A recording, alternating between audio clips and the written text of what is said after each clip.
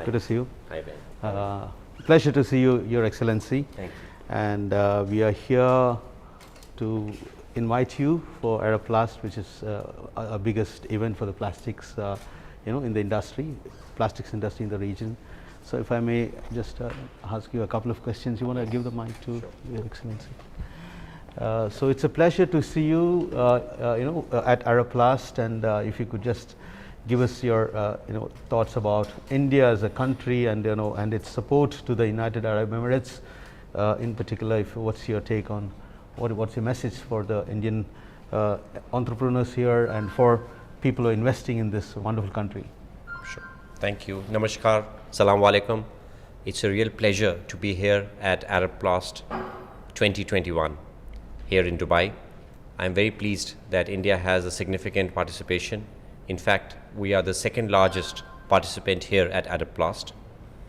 Of course, it's a matter of great pride to see Indian companies doing well and being positioned as global leaders.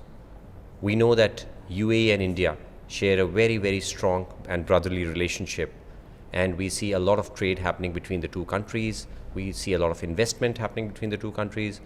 We are very, very close trading partners and very significant ones. For India, UAE is the second largest export destination, and of course in terms of trade also we are amongst the top 2 to 3 for each country. Now what we see is that India-UAE relationship is at an inflection point. We can see that trade and investment will be growing exponentially. The pre-COVID level of trade between UAE and India stood at $60 billion, and we are aspiring to take it to $100 billion by 2025. Similarly, both governments are committed to facilitating flow of investment of 75 billion from UAE into India. We are seeing currently the negotiations are ongoing for the comprehensive economic partnership agreement, and because of the trust which is available for the negotiators between the two countries, this will be perhaps the fastest negotiating agreement of its kind for both countries. So we are hoping that by the end of the year we'll come to some kind of an agreement, and very soon after that we will be announcing the CEPA. So what I would like to say is that Indian businesses should look at Dubai as a springboard, as a gateway to Middle East and North Africa region.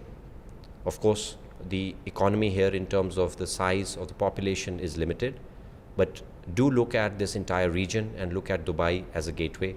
It is one of the most important re-export hubs in the world, and therefore Indian businesses should make use of the strategic advantages which Dubai offers. Thank you so much. This one very quick question that I have for you, Your Excellency. Sustainability and innovation, these are the real pillars of the Emirates, and so it's the same for India. And now with plastics, and particularly packaging within plastics, has taken a very strong footing in that area, both on sustainability and innovation. So how do you like to, what's your take on this part when it comes to the India-UAE relationship and the region? Absolutely. As you know, that sustainability is one of the key themes of the Expo 2020 Dubai. Sure. Where India has a huge participation. We have one of the largest pavilions. We have a legacy pavilion, which will be a permanent footprint of India here in the UAE. And we have a huge focus on sustainability and on innovation, both at our pavilion, and we are seeing that across the board, where over 200 pavilions are there at the Expo 2020 Dubai. In Indian pavilion, what we are doing is we are aspiring to bring more than 500 startups over the course of the 6 months to showcase Indian innovation, creativity and knowledge. And we've already been seeing a large number of these startups coming here, engaging with their global counterparts, and also being able to access capital and make partnerships, which is key. Sure. We also know that UAE has a huge focus on innovation. So I think the young bright minds from India and from Emirates can work together and must work together to co-create the innovation which the world can benefit from. I think that is the message. Thank you very much. One last question about packaging per se. Packaging is really taking a very important stay in the plastic space right now. We're talking about plastics and packaging, Yes. both from rigid and flexible standpoints. And a lot of Indian companies, Indian entrepreneurs have invested in this area, in this country, and they've done extremely well. Yes. And what's your message to the existing converters and supply chain people in the plastics and packaging space? And would you like to, what's India's take for the future? Would India like to invest more in the UAE in terms of supporting Indians in this area? Absolutely. Yeah. We are seeing that Indians are very warmly welcomed here. As you know that in the UAE we have the single largest Indian community living anywhere in the world, 3.3 million strong and vibrant community, and that diaspora is a very important link between the two countries, also supporting the trade and investment relationship. Right. And I think that is going to continue to grow. We have seen that UAE has taken some amazing measures to attract investment and talent into Sure. UAE, and especially in the last 6 months, last 1 year, you would have seen that people from different parts of the world are coming and choosing to live in Dubai, choosing to have an office in Dubai, to take the advantage what Dubai offers. I mean, frankly, the UAE has been one of those countries in the world which has handled the pandemic in the best possible way. Absolutely. You saw all through the pandemic, every single international arrival, every single passenger was being tested for COVID-19 at government cost. So, without incurring any cost, every passenger was able to go through those protocols, which enabled UAE to keep the flow of economy, to keep the flow of people alive.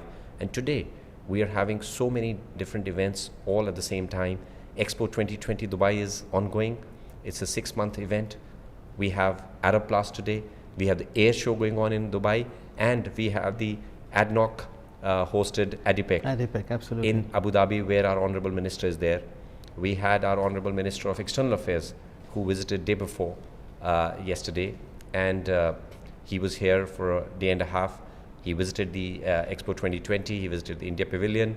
In fact, he started his tour of the Expo with the visit to the UAE Pavilion. Wonderful. Which he really appreciated, and the focus on sustainability and bringing some of the best ideas.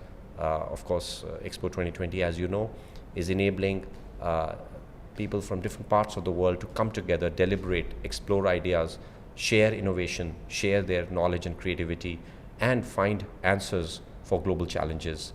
And of course, we will be working together very closely with our UAE brothers and sisters to make sure that this global platform can benefit everyone. Brilliant. Thank you, sir. Thank you very much for your time. I really appreciate it. Thank you. Thank you. Thank you so much. My pleasure.